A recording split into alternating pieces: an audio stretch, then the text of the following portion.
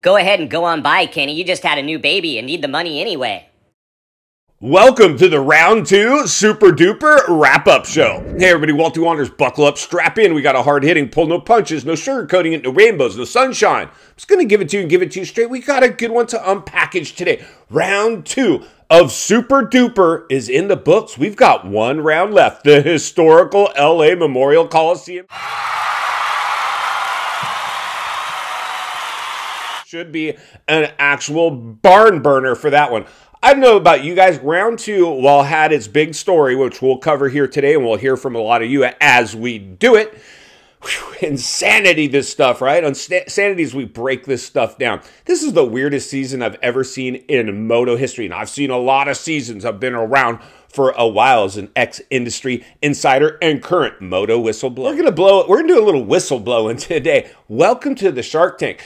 This is going to be good, but the realities are this. The track was a little boring. Luckily, we had one story emerge that we're going to unpackage here momentarily, but I do want to set up LA Coliseum a little bit as we segue into that, because LA Coliseum looks like it's going to be more supercrossy. I think we're going to have some major fireworks as we head in to LA Coliseum, and I can't wait because I know a bunch of you are going to be there, and I'll be on hand as well.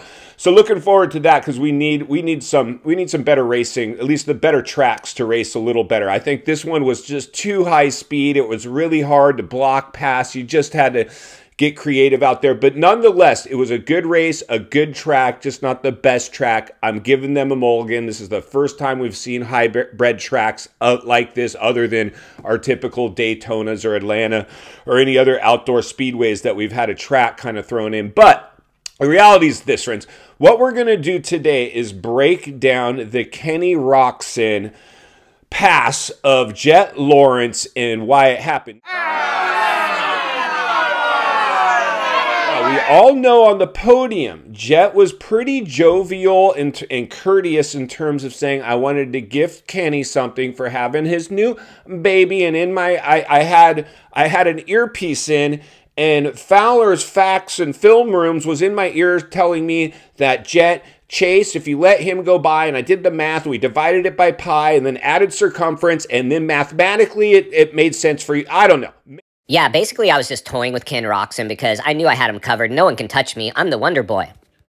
Maybe the truth is usually somewhere in the middle. But the reality is this, friends. For me, I go back to the outdoors when Kenny made his appearance in the outdoors, because he got paid to do it probably, and he forced a mistake out of Jett. I think Jett had euphoric recall of the outdoors where he made that mental error and dumped the bike with Kenny, the one on his heels.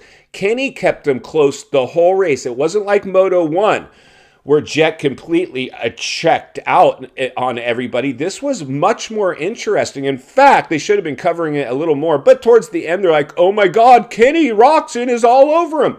But he kept him pretty close. Now, I got a little flack from my boy, and we're going to put on some goggles here and rip a few tear-offs and jump into the comments here in a second. The realities are this, dudes. Kenny boy was nipping at Jett's heels. I believe Kenny was going to pass Jett. I believe next weekend at LA, we're going to see some fireworks. I don't know if we're going to see a runaway win from Jett. I think Kenny's gaining confidence. I think Kenny was on his A-game Moto 2. So we asked it on the WALTY Wanderers community page of the YouTube channel. Had Jett not waved Kenny by, would Kenny boy have got him? Let's go learn the results together and even read a few of your comments. Then we're going to meet back here to wrap this one up. Let's get started. Race fans, buckle up, strap in, hold on your hats and your glasses, and get ready to pull a big fat tear-off when asked on the WALTY Wanderers community page of the YouTube channel. Would Kenny have passed Jett had he not let him go by? 44% of you said, yup, Kenny boy was going to go by that fool, while 56% of you said, nope, Jett would have kept him behind him. Now let's get into some of your comments. First up to the starting gate, Joe Dill pulls a tear off and says, yes, Kenny was definitely faster, no doubt. Jett knew he'd pass him. K-Rock was smoking smooth. Power, suspension, conditioning.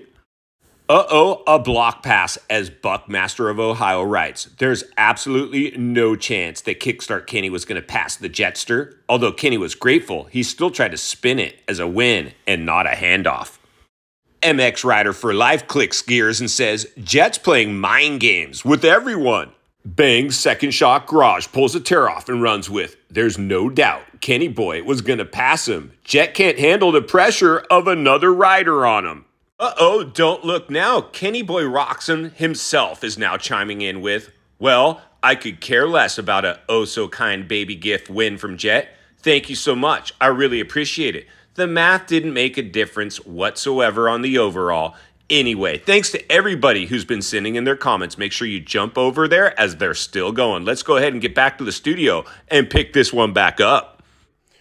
All right, friends, welcome back. There you go. I believe last time I checked in, it was a coin toss.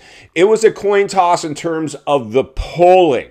So this is the realities. This is big because typically all your money goes on Jett. If you're betting on anybody out there, if you have to be forced to put your money where your mouth is, it's clearly going on Jett Lawrence. It's pretty much still going on Jett Lawrence. But Kenny Boy showed us something. I think Kenny Boy showed us something big last night at the races as he hunted down Jett, kept him close, got on his heels, and then Jett basically waved him by. Now, let's just go ahead and call it for what it. I don't want to minimize. I don't want to minimize the fact that Jett, you know, what he did is spectacular. The dude's spectacular. I mean, he's the guy to beat. But the realities are this. It was a smart move that Jett made, regardless if Kenny had him covered, if he was sandbagging, if he let him catch. It doesn't matter. It was a smart move to let Kenny by, because the reality is, had you been hunted down and dogged for the remaining parts of the race, there is such a good chance, especially in a high-speed track like that, you will go down, and you will go down hard. Why risk it? There's no need to. You got triple points in round 3.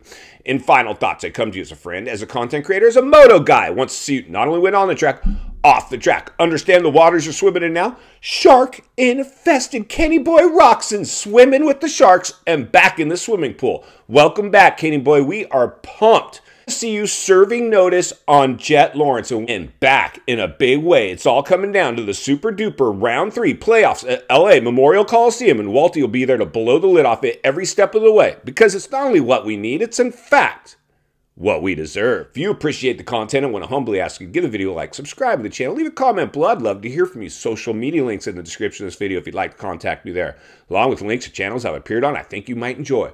If you're enjoying this video, I think you're going to love the next video, and there's an easy subscribe icon for your convenience.